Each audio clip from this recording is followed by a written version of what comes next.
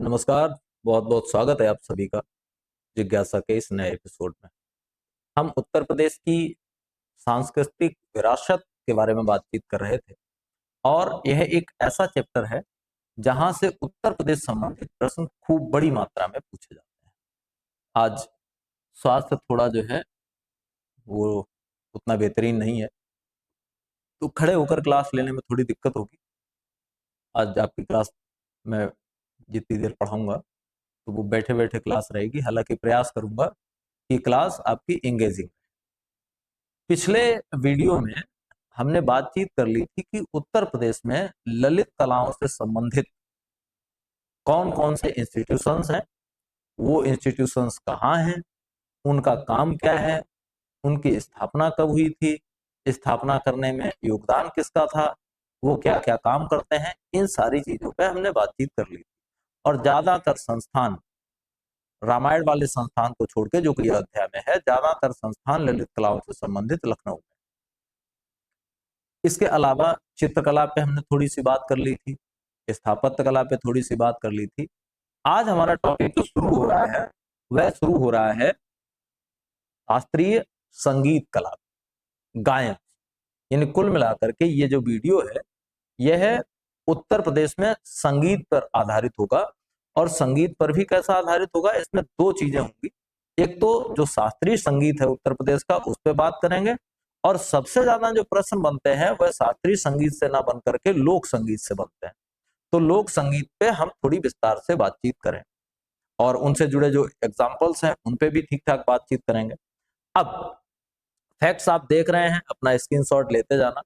सबसे पहला फैक्ट ये दिया गया कि अगर उत्तर प्रदेश में संगीत कला का प्रारंभ हम देखें तो संगीत कला उत्तर प्रदेश के पूरे भारत में ही संगीत कला का जो प्रारंभ है वो उत्तर वैदिक काल से माना जाता है। और वहां एक ग्रंथ मिलता है आपको साम, ठीक। और ये प्रश्न आपका इतिहास के दृष्टिकोण से भी महत्वपूर्ण है कि निम्नलिखित में से कौन सा ऐसा वेद है जिसमें संगीत के बारे में बताया गया है, तो आपका उत्तर रहेगा सामवेद, ठीक।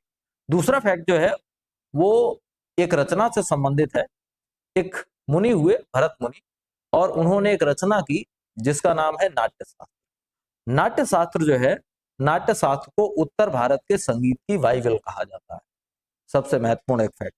अगला फैक्ट यह है कि समुद्रगुप्त को आपने देखा होगा, वो बीणा वादन में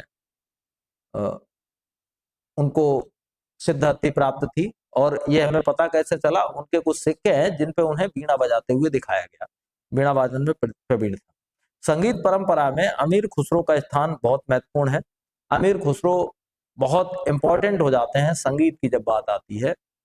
इनका जो जन्म था वो आज के हिसाब से कासगंज के पास एक जगह पड़ती है पटियाली, वहां पे हुआ था। और खुसरो जो थे उन्होंने ईरानी फारसी जो राग हैं और अपने यहाँ के जो राग हैं उन सबको मिलाकर के संगीत की नई विधाओं का निर्माण किया, मिश्रण खूब किया। और मिश्रण करके जो खास खास चीजें बनाई, उनमें एक चीज भारत में इस समय खूब प्रसिद्ध है और वह है कव्वाली। कव्वाली एक मिश्रण है ईरानी फारसी रागों का और भारतीय रागों का, और उसको मिलाकर के उन्होंने एक नई विधा तैयार की जिसको कव्वाली कहते हैं। तराना, कौल, कलवाना, नक्शे गुल जैसी नई शैलियों को जन्म दिया। आपके लिए महत्वपूर्ण इतना है कि अमीर खुसरो का जन्म याद रखो जो पटियाली में हुआ था। और दूसरी बात ये याद रखनी है कि अमीर खुसरो ने कव्वाली की शुरुआत की, ये बहुत महत्वपूर्ण बात है।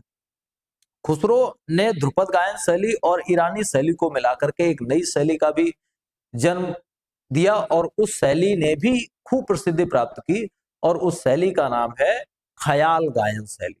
तो खुसरो का योगदान, अभी तक जितने भी फैक्ट्स बताए हैं उनको हम मोटा मोटा रिवाइज कर लें। समुद्रगुप्त को याद रखना, वीणा बजाते हुए सिक्कों पे दिखाए गए हैं, तो हम मान सकते हैं कि समुद्रगुप्त वीणा बजाने में प्रवीण थे। दूसरा महत्वपूर्ण नाम जब लिया जाएगा तो वो भरत मुनि का है। भरत मुनि ने नाट्य शास्त्र की रचना की, और नाट्य शास्त्र को उत्तर भारत का बाइबिल कहा जाता है। फिर बात आ जाती है अमीर खुसरो की। अमीर खुसरो के बारे में याद रखना, कासगंज की एक जगह है जिसको पटियाली बोलते हैं, इनका जन्म उस जगह पे हुआ था पटियाली में। इन्होंने कव्वाली का आविष्कार किया, और ध्रुपद गायन शैली और ईरानी शैली, इन दोनों को मिक्स करके एक गायन की और शैली बनाई जिसका नाम है ख्याल गायन। इन्होंने तबले का और सितार का आविष्कार किया। नकारा और ढोलक मिलाकर के इन्होंने तबला बना दिया, और ऐसे ही गिटार, वो वीणा और गिटार को मिलाकर के सितार बना दिया। ये दो चीजें बड़ी महत्वपूर्ण है। तबला और सितार का आविष्कार इन्होंने किया। खुसरो के पौत्र थे मशीद खां, उन्होंने विलंबित अर्थात मथीस खानी वादन शैली का आविष्कार किया। ये इतना महत्वपूर्ण नहीं है, इस पूरे पेज को एक बार देख लो। खुसरो को याद रखो, खुसरो ने क्या क्या किया, कव्वाली का संबंध, तबले का संबंध, सितार का संबंध, ख्याल गायन का संबंध, इन सब का संबंध खुसरो से है, और खुसरो का संबंध पटियाली से है। बस इतनी बात इस पूरे पेज से आपको याद रखनी है। इसके बाद एक और नाम आपको याद रखना है, वो नाम है स्वामी वल्लभाचार्य का, और इन्होंने मथुरा में मंदिरों में गायन पद्धतियों को प्रतिष्ठित करने में अपना अहम योगदान निभाया। अगर आपको याद है, आपने हमारे हिंदी वाले वीडियोस प्रॉपरली देखे हैं, तो वल्लभाचार्य के बारे में जो हम पढ़ रहे थे, तो उन्होंने एक संप्रदाय की स्थापना की जिसको पुष्टि मार्ग कहा गया, और इसी पुष्टि मार्ग के तहत उनके जो पुत्र थे विठलनाथ गोसाई, उन्होंने अष्टछाप एक ग्रुप बनाया जिसमें 8 कवि और गायक हुआ करते थे। उन्हीं में से एक सूरदास जी भी थे। तो सूरदास जी को पुष्टि मार्ग का या अष्टछाप का जहाज भी कहा जाता है, ये बात याद रखेंगे। तो मंदिरों में गायन की व्यवस्था जो है वह वल्लभाचार्य के द्वारा शुरू की गई, और उन्होंने जो गोवर्धन पे अपना आश्रम बनाया था, जो मंदिर बनाया था श्रीनाथ जी का, उस मंदिर में मुख्य गायक पुजारी के रूप में सूरदास जी को प्रतिष्ठित किया था। तो ये बातें भी आपको याद रखनी है। स्वामी विठलनाथ ने कृष्ण लीला गायन के लिए अष्टछाप कवियों की स्थापना की, मैं अभी बता ही चुका हूँ। सूरदास जी और नंददास जी इसी अष्टछाप का हिस्सा हुआ करते थे, ये भी महत्वपूर्ण बात है। स्वामी हरिदास जी, बड़ा जरूरी एक नाम आ जाता है। स्वामी हरिदास जी जो थे, उनका जन्म हुआ था कहाँ, अलीगढ़ जिले में। और हरिदास जी क्यों महत्वपूर्ण है, क्योंकि भारतीय संगीत की बात आप जब भी करेंगे तो आप एक नाम लिए बगैर रह नहीं सकते, और वो नाम है तानसेन का। तानसेन कौन, तानसेन वो जो अकबर के दरबार में जो नवरत्न हुआ करते थे, उन नवरत्नों में से एक। और स्वामी हरिदास जी जो थे वो तानसेन के गुरु। एक कहानी इनके बारे में कही जाती है कि एक बार अकबर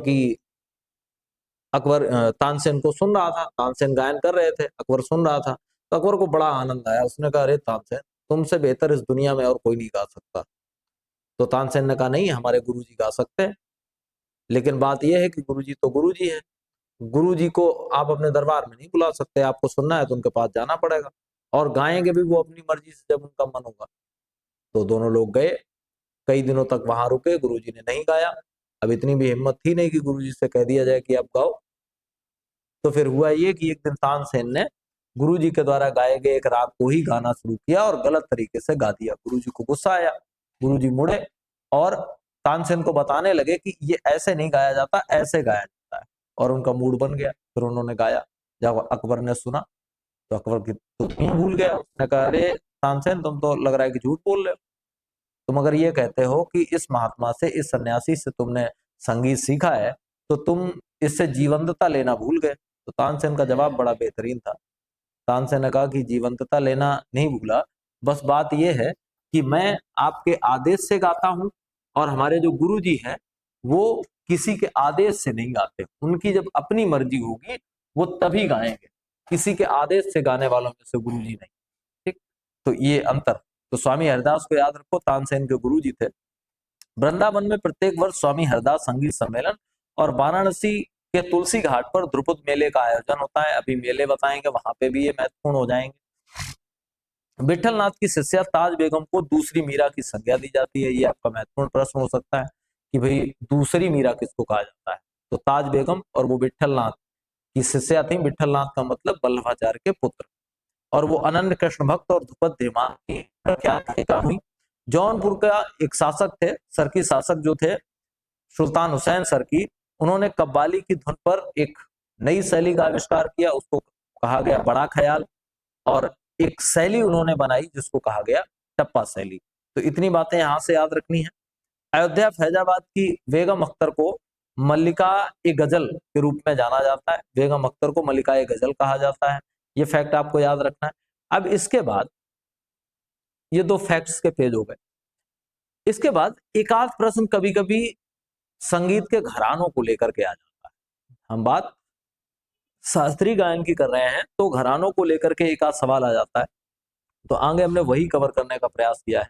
पहला जो घराना हमें मिलता है वह है आगरा घराना, और आगरा घराने का जो सूत्रपात था वो 2 रंग बंधुओं ने किया था। एक का नाम था श्याम रंग और दूसरे का नाम था सरस रंग। अगर बहुत कुछ याद रखना तो रंग आगरा के साथ जोड़ लो, संगीत के मामले में आगरा घराने से। और इस घराने से जो सबसे प्रसिद्ध व्यक्ति हुए उनका नाम है फयाज खान। बस इतनी बात आपको आगरा से याद रखनी है। लखनऊ घराने से संबंधित 2-3 फैक्ट्स बनेंगे, एक आध फैक्ट ज्यादा जरूरी है, उतना ही आपको याद रखना है। अवध के नवाब वाजिद अली शाह के शासन को अवध की कला का स्वर्ण युग कहा जाता है, अच्छी बात है, ये याद रखिएगा। इन्होंने कथक के लिए तबला वादन की जो शैली विकसित की उसे लखनऊ शैली कहा गया। और वाजिद अली के काल में ठुमरी बहुत लोकप्रिय थी। खुद नवाब ने पिया अख्तर उपनाम से ठुमरी की बंदिशें तैयार की। कौन नवाब? नवाब वाजिद अली शाह। उन्होंने ठुमरी की कुछ बंदिशें तैयार की और नाम क्या रखा अपना उसमें? अख्तर पिया। ठीक। इस घराने की प्रसिद्धि ख्याल और ध्रुपद गायन के लिए है। सबसे प्रसिद्ध नाम अगर आपको इसमें से याद रखना है तो वो बेगम अख्तर का है। बेगम अख्तर का नाम आपको याद रखना है। गुलाम नबी सौरी ने टप्पा शैली का प्रवर्तन किया।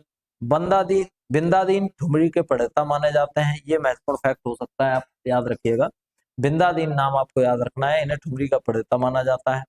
इसके बाद कथक के कुछ प्रसिद्ध नाम है, उन्हें देख लीजिए। कथक के प्रसिद्ध नाम मैंने नाम लिख दिए हैं, बस आप एक चीज याद रखो कि इसमें एक चीज कॉमन है सारे नामों में। सारे नामों में महाराज हुआ है, सारे नामों में याद रखिएगा। सारे नामों में महाराज मतलब कथक। शंभू महाराज, लच्छू महाराज, बिरजू महाराज, कालका महाराज, अच्छन महाराज, सब महाराज है। महाराज है मतलब इनका संबंध कथक से है, लखनऊ घराने से। अब लखनऊ घराने के कुछ और नाम मैंने यहाँ दे दिए हैं, इनमें से जितने याद रह सके उतने याद कर लीजिए। अली खां सारंगी से संबंधित, ध्रुवतारा जोशी सितार से संबंधित, सादिक अली वीणा से संबंधित, उस्ताद दूल्हे खां और उस्ताद सखावत खां ये सरोद से। फिर आता है किराना घराना। किराना घराना जो है इससे केवल जगह पूछे जाने की संभावना रहती है, तो किराना और कैराना इन दोनों को जोड़ लो। किराना और कैराना जोड़ लेंगे तो जिला आपका क्लियर हो जाएगा, जिला है मुजफ्फरनगर। ठीक है, मुजफ्फरनगर के कैराना से इसकी उत्पत्ति हुई। उत्पत्तिकर्ता या फिर संस्थापक कौन थे? बंदे अली खां थे। वास्तविक नाम इनका अब्दुल करीम खां था, महत्वपूर्ण नहीं है। ख्याल गायकी के लिए प्रसिद्ध है। प्रमुख नाम इसमें से 2-3 है, बहुत जरूरी नाम है। ये किराना घराना से संबंधित है। पहला नाम पंडित भीमसेन जोशी का है, बहुत महत्वपूर्ण नाम है, इसके पूछे जाने की संभावना भी खूब है। ठीक है, पंडित भीमसेन जोशी। दूसरा रोशन आरा का नाम है जो कि पाकिस्तान से है। गंगूबाई हंगल, ये भी महत्वपूर्ण नाम। 3 नाम, गंगूबाई हंगल, पंडित भीमसेन जोशी और रोशन आरा, ये कैराना घराना से संबंधित। फिर आता है अतरौली घराना। ये इसकी जो स्थापना है वो अलीगढ़ के पास जगह पड़ती है अतरौली, वहां पे हुई। काले खां और चांद खाने की ध्रुपद धमार गायन में प्रसिद्ध है। ज्यादा कोई महत्वपूर्ण नाम है नहीं। एक आखिरी वाला नाम अगर आप याद रखना चाहें तो रख सकते हैं, और वो है केसरबाई का। केसरबाई किससे संबंधित? अतरौली घराने से। अतरौली कहाँ? अलीगढ़ में। फिर बनारस घराना, प्रवर्तक इसके मोटू खां के शिष्य पंडित राम सहाय, और राम सहाय खुद कौन थे? तबला वादक। ठाकुर जयदेव सिंह को संगीत शास्त्र का जनक कहा जाता है। यहाँ से प्रसिद्ध व्यक्तित्व बहुत निकले, बस उनका याद रखना है और उनकी विधा याद रखनी है। पहला ही नाम जो मैंने दिया है वह है पंडित रविशंकर का, सितार के लिए, और भारत रत्न भी हैं ये। बिस्मिल्लाह खां शहनाई के लिए, वो भी बनारस घराने से हैं। हरिप्रसाद चौरसिया बांसुरी के लिए, वो भी बनारस घराने से ही हैं। गिरजा देवी ठुमरी और टप्पा शैली के लिए, वो भी बनारस से ही हैं। और सितारा देवी कथक के लिए। बनारस घराने के 5 नाम बहुत इंपॉर्टेंट है। पंडित रविशंकर सितार, उस्ताद बिस्मिल्लाह खां शहनाई, हरिप्रसाद चौरसिया बांसुरी, गिरजा देवी ठुमरी, और आखिरी नाम है सितारा देवी कथक के लिए। बहुत महत्वपूर्ण है, 5 के 5 नाम बहुत महत्वपूर्ण है। और सबसे ज्यादा महत्वपूर्ण इनमें ये नहीं है कि ये बनारस घराने के हैं, सबसे ज्यादा महत्वपूर्ण इनका कार्य है कि ये कौन से वाद्य यंत्र के साथ कार्य करते थे। आपसे केवल इतना पूछ दिया जाएगा कि हरिप्रसाद चौरसिया को जाना जाता है शहनाई वादन के लिए, बांसुरी वादन के लिए, इस तरह से आपके विकल्प बनेंगे। ठीक, अब अगला आता है सहारनपुर घराना। संस्थापक उतना महत्वपूर्ण नहीं है। यह घराना आलाप, होरी और ध्रुपद गायन के लिए प्रसिद्ध है। प्रमुख व्यक्तित्व तो इसमें ऐसे कोई खास है नहीं। डांगर बंधु, साबरी बंधु, इनको थोड़ा याद रखिएगा, बाकी कोई महत्वपूर्ण बात नहीं है। फिर आते हैं रामपुर घराना, ख्याल गायकी से संबंधित है। प्रमुख नाम राशिद खान और वसीर खान, ये दो नाम है। अजराना घराना अब महत्वपूर्ण है। तबला वादन के उत्तर प्रदेश में कुल 6 घराने हैं और उन 6 घरानों में से एक घराना जो है वह है अजराना। ठीक, और इन्हीं 6 घरानों में से शेष 5 जो घराने हैं उनमें दिल्ली, फर्रुखाबाद, पंजाब, लखनऊ और बनारस, टोटल जो 6 घराने हैं उनमें से ये एक है अजराना घराना। संस्थापक कल्लू खां और मीर खां थे, महत्वपूर्ण नहीं है। जो नाम बाकी है वो भी उतने महत्वपूर्ण नहीं है। फिर आता है भिंडी बाजार घराना, और कहां से संबंधित है? मुरादाबाद से, इतना याद रखना है। दो बहुत बड़े नाम जिन्होंने फिल्मों में बहुत बड़ा नाम किया, वो दो के दोनों भिंडी बाजार घराने के हैं। एक तो लता मंगेशकर और दूसरे मन्ना डे, दोनों ही गायक और फिल्मी दुनिया से भी संबंधित। लता मंगेशकर और मन्ना डे का संबंध उत्तर प्रदेश के किस संगीत घराने से है? तो आपका उत्तर रहेगा भिंडी बाजार घराना, और भिंडी बाजार घराना मतलब मुरादाबाद। ठीक, फिर मथुरा। मथुरा में वैसे तो कोई संगीत घराना नहीं है, लेकिन ध्रुपद गायन की यहाँ पे बड़ी समृद्ध परंपरा रही है।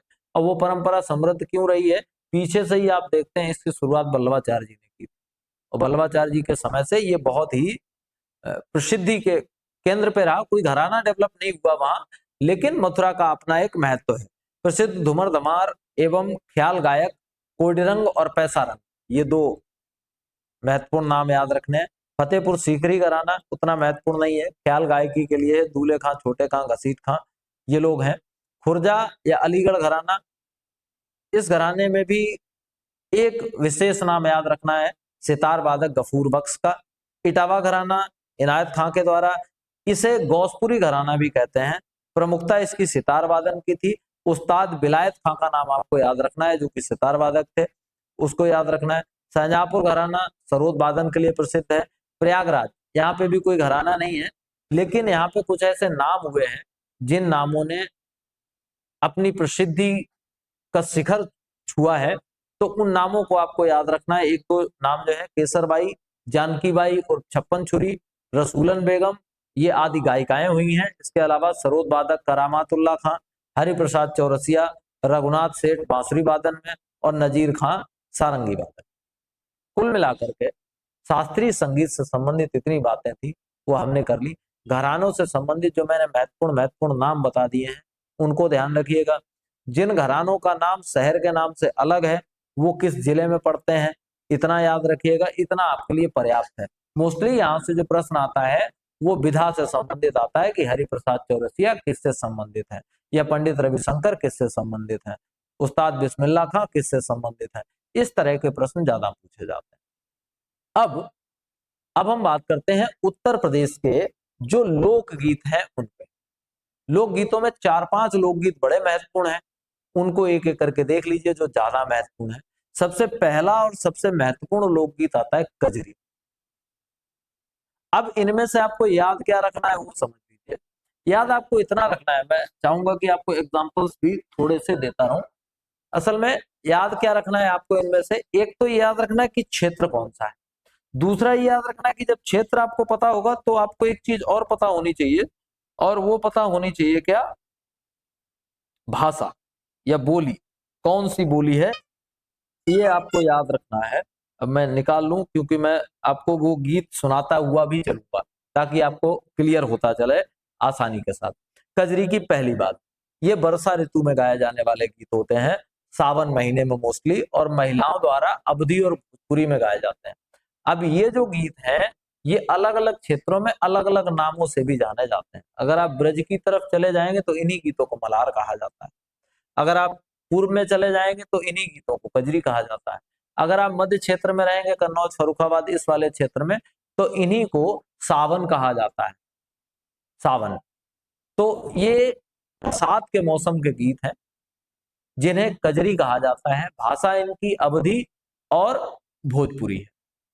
अगर आपको याद है, हालांकि इस समय लोकगीतों की परंपरा, जब से एंटरटेनमेंट के साधन थोड़े बड़े हैं, रिसोर्सेज थोड़े बड़े हैं, टीवी का आगमन हुआ, रेडियो का आगमन हुआ, रेडियो वाले दौर तक तो ये थे, लेकिन जब से टीवी का आगमन हुआ तब भी ये कुछ हद तक जीवित रहे। लेकिन जब से मोबाइल का आगमन हुआ, जब से एंटरटेनमेंट पॉकेट में आ गया, तब से इन चीजों का थोड़ा ह्रास हुआ है। जिन लोगों की उम्र 30-35 साल 40 साल है, उन्होंने अपने बचपन में इन सब चीजों को देखा है। मुझे कजरी, अपने आके कजरी मतलब सावन के गीत जो होते हैं, मुझे आज भी एक लाइन याद आ जाती है। अगर आपने कभी सुनी हो या घर पे अपनी माता जी से या पुराने लोगों से पूछेंगे तो वो बताएंगे, बड़ा फेमस सा होता था। गांव में झूले पड़ते थे, वहां पे पूरे गांव की लड़कियां महिलाएं इकट्ठी होके फिर झूला झूलते हुए गीत गाए जाते थे। तो वो श्रावण के गीत होते थे, या अपने हिसाब से कहते हैं तो वो कजरी होते थे। एक गीत मुझे याद है कि झुलुआ तो पड़ेगो अबुआ की डाल पे जी, इस तरह के गीत होते थे। अभी मैं आपको सुनाने का प्रयास करूंगा, मैंने निकाल के रखे हैं। कजरी जो है उसका थोड़ा सा सुनिए। देखिए,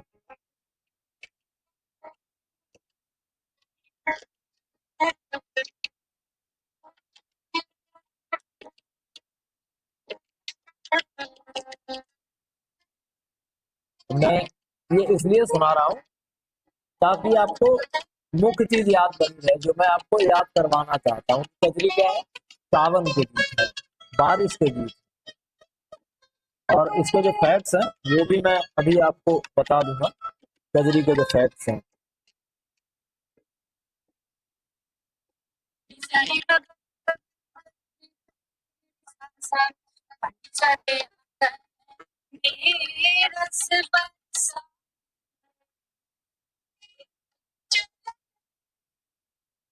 ठंडी चलत बयार आंगन में रस बरसाए, मतलब ये जो गीत है वो उनकी खासियत क्या है, उनकी थीम क्या है? उनकी थीम है रियल में बारिश। बारिश की थीम पे आधारित ये गीत होते हैं। अब खासियत इनकी एक और याद कर लो कि इनकी उत्पत्ति मानी जाती है कि इनकी उत्पत्ति हुई है मिर्जापुर से। और विंध्यवासिनी देवी के जन्मोत्सव पर एक कजरी महोत्सव होता है। भाद्रपद कृष्ण तृतीया को, यानी भादों के कृष्ण पक्ष की तृतीया को ये मनाया जाता है।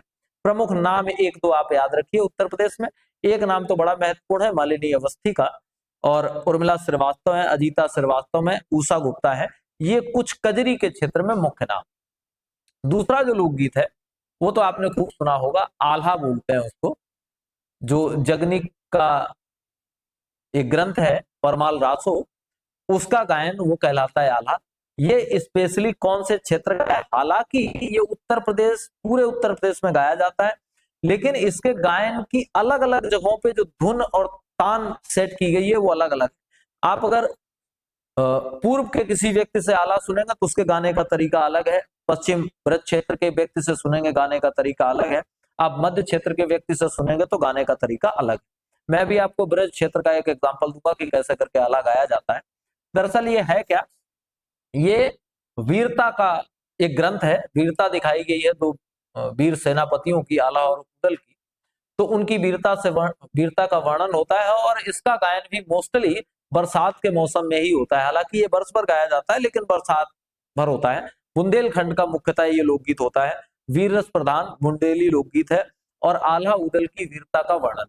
एक बहुत ही प्रसिद्ध गायक हुए हैं इस विधा के, ब्रज से संबंधित वो थे, नाम होता था सुरजन चैतन्य। तो उनकी मैं दो पंक्तियां आपको सुनाए दे रहा हूं ताकि आपको याद रहे।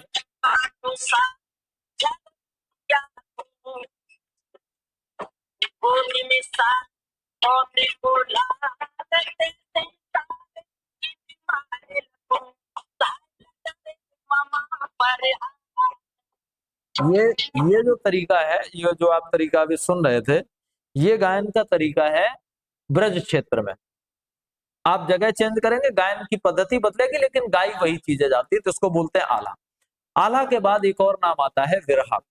ये भी गायन की एक विधा है।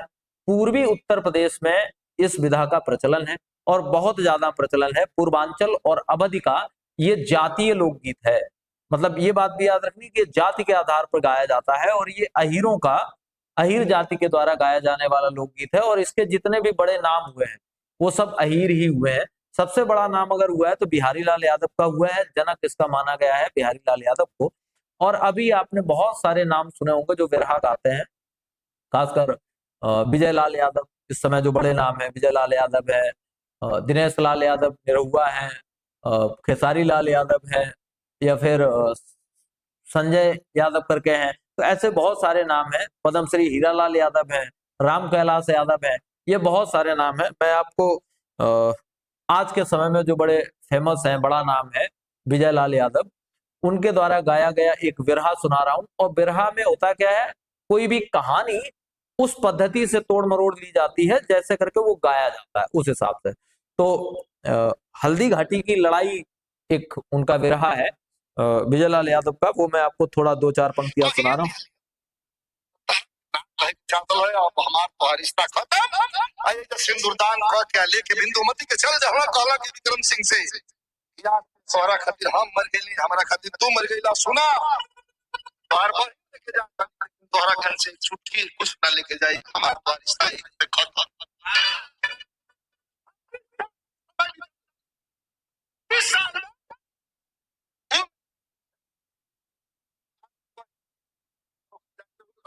बात बताते हम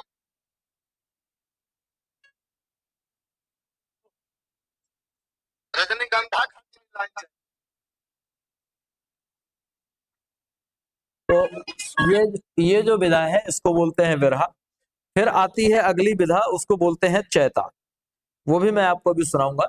ये चैता जो है वो पूर्वांचल का प्रमुख लोकगीत है और चैत के महीने में इसको गाया जाता है, चैत भर इसको गाया जाता है। और इसमें प्रेम की अभिव्यक्ति वाले गीत होते हैं। ये फसली मौसम का गीत है और गीतों की खासियत ये होती है कि प्रेम की अभिव्यक्ति वाले गीत होते हैं। मैं चैता का भी आपको थोड़ा एग्जाम्पल दे दूं।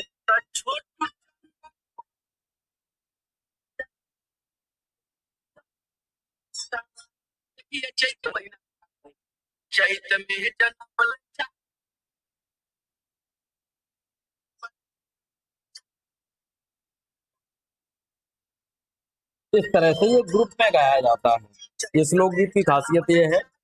अब इसके बाद एक और लोकगीत जो ब्रज के लिए बड़ा महत्वपूर्ण है और वो है रसिया। ये ब्रजभूमि का लोकगीत है और ये कृष्ण और राधा के प्रेम पे आधारित होता है, यानी उनकी प्रेम अभिव्यंजना को इसमें व्यक्त किया जाता है और बड़ा फेमस है। उसके बाद में एक एक करके इसका भी जरा एक लाइन सुन लीजिए। इनकी धुन बिल्कुल अलग होती है, तो सारी चीजें जो है वो अलग अलग तरीके की आपको देखने को मिलेंगी।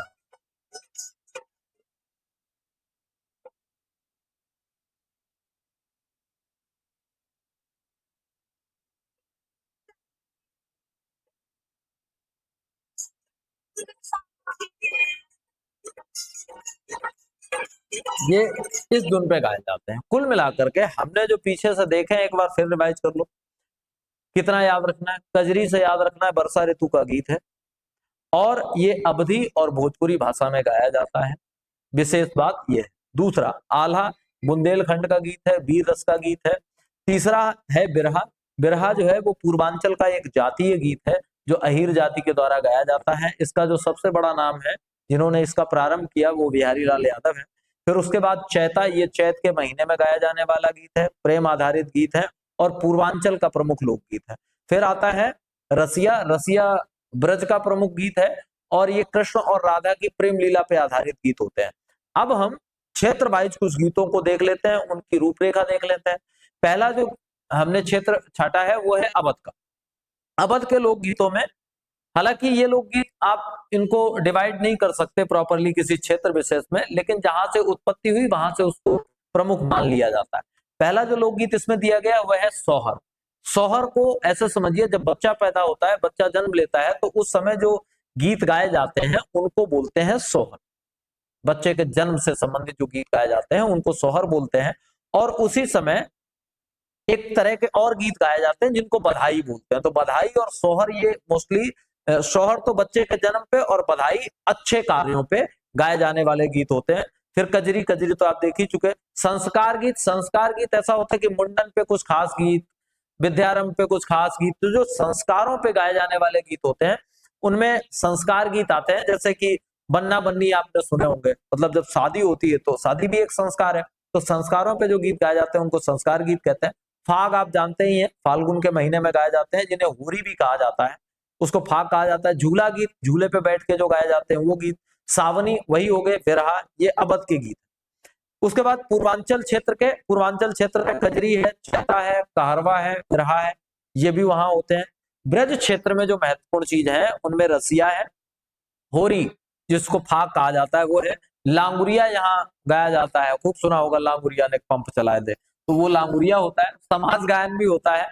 और मल्हार, मल्हार वही ऐसा मान लो कि ब्रज में पूर्वांचल की जो कजरी है वो ब्रज में आते आते उसका नाम मल्हार हो जाता है। और पटका ये गीत है।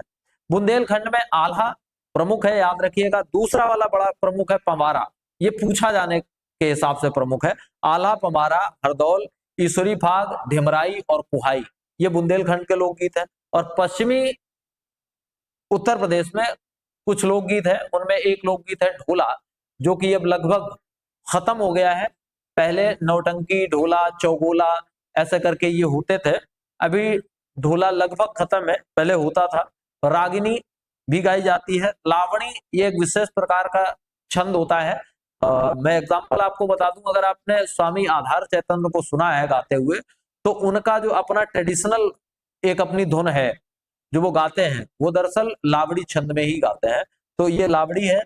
बहरबील है, बन्ना बन्नी वो आपने सुने होंगे, गुजरी है ये सुने होंगे। और साथ ही साथ इन दोनों क्षेत्रों में, मध्य यूपी और पश्चिमी यूपी में, बारात के स्वागत के समय लड़की के यहाँ जब बारात का स्वागत होता है, बारात वाले खाना खा रहे होते हैं, तो उस समय गालियां भी गाई जाती हैं, तो वो गेय गालियां होती हैं, तो वो भी लोकगीतों का ही एक हिस्सा है।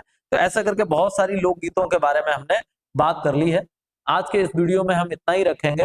कल हम वापस आएंगे और कल हम बात करेंगे उत्तर प्रदेश के लोक नृत्यों की। तो इस वीडियो में भी इतना ही, कल फिर मिलेंगे एक अगले वीडियो में और हम बात करेंगे उत्तर प्रदेश के लोक नृत्यों की। नमस्कार।